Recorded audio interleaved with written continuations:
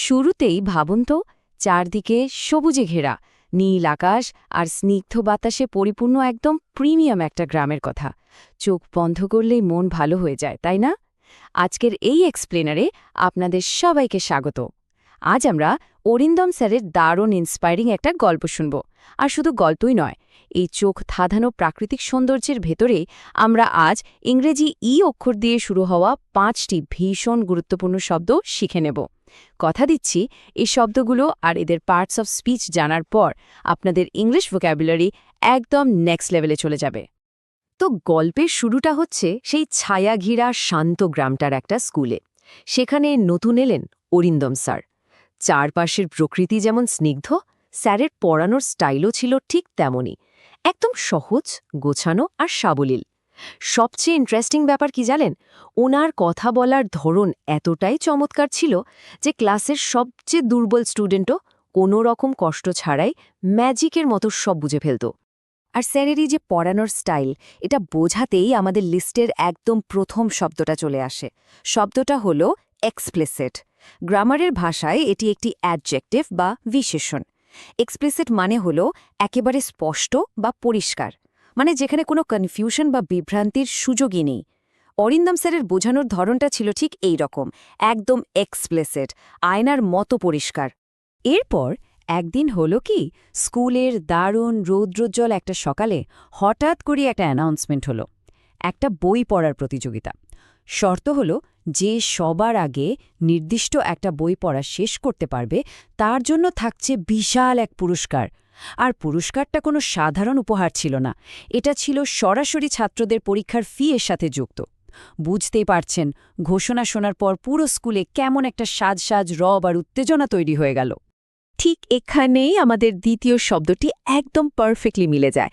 শব্দটা হলো এক্সেম্পট। এটিও কিন্তু একটা অ্যাডজেক্টিভ বা বিশেষণ।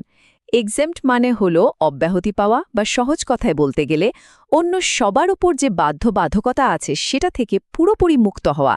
ওই যে বললাম না, বিশাল পুরস্কারটা ছিল বিজয়ী ছাত্রকে তার পরীক্ষার ফি থেকে এক্সেম্পট করা হবে, মানে তাকে আর 1 পয়সাও ফি দিতে হবে না। দারুণ না ব্যাপারটা?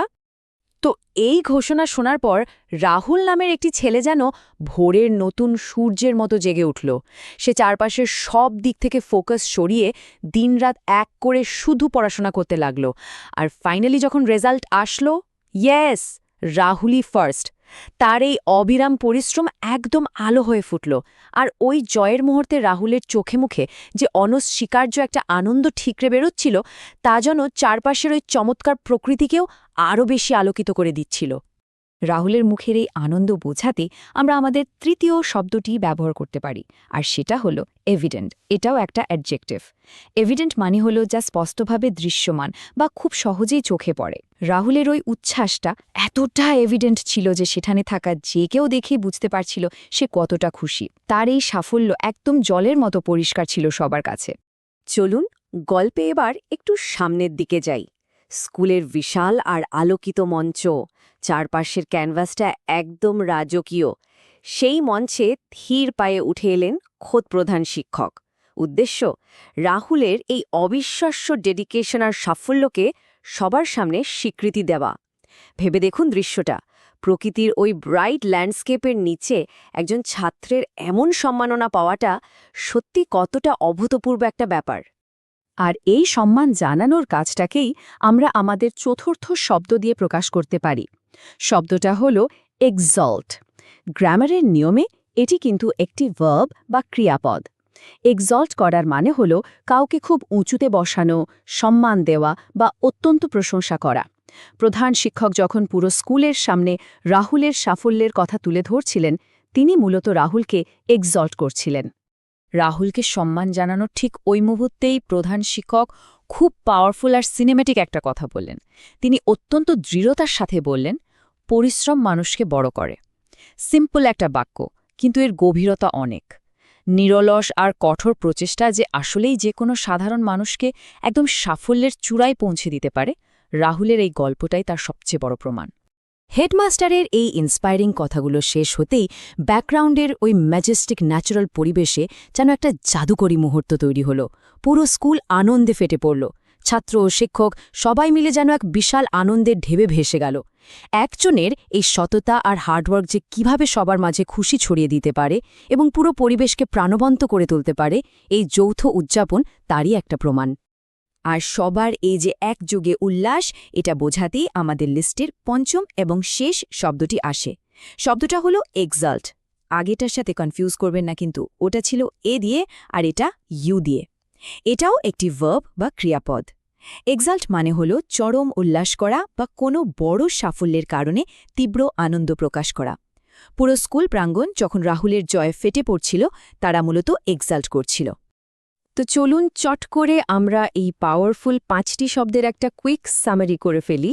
এক্সপ্লিসিট বা স্পষ্ট, এক্সেম্পট বা অব্যাবতি পাওয়া এবং এভিডেন্ট বা দৃশ্যমান, এই 3টি শব্দ হল অ্যাডজেক্টিভ বা বিশেষণ, যা কোনো অবস্থা বা পরিস্থিতিকে পরিষ্কারভাবে বোঝায়।